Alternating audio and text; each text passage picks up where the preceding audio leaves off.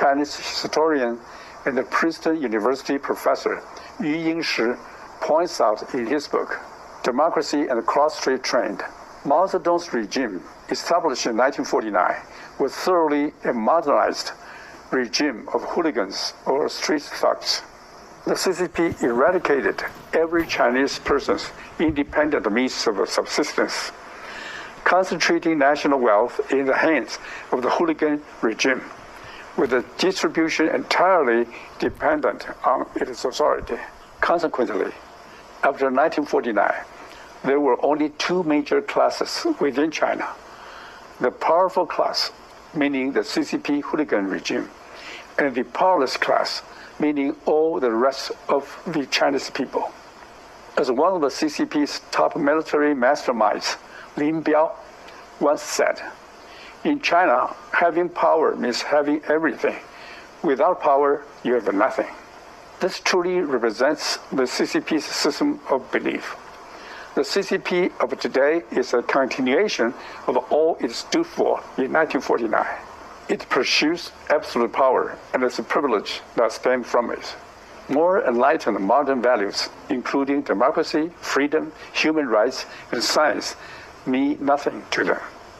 The CCP is characterized by its tight grip on power. It is unwilling to relax its grip in the slightest, even if that were in the overall interest of the Chinese people.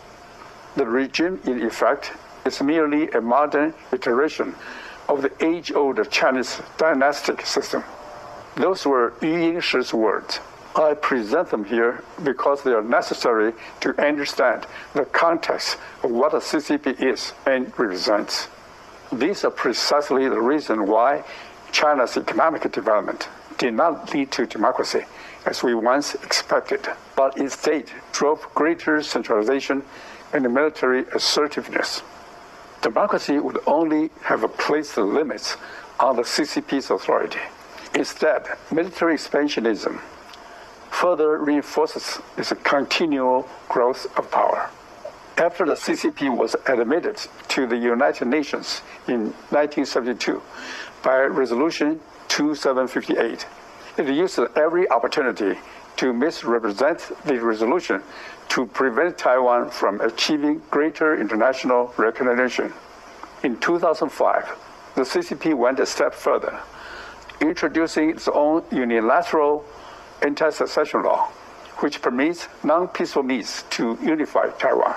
The CCP thereby justified to itself the future invasion of Taiwan as a matter of a PRC law. Such PRC actions are designed to distort international perceptions, leading countries to believe that the PRC possesses sovereignty over Taiwan. They are also intended to foster political division within Taiwan, presenting unification as inevitable and freedom and democracy as without a purpose. I hope this conference helps everyone here more deeply understand that the present challenges in the Taiwan Strait do not stem from Taiwan, but derive from the CCP's expansionist ambitions.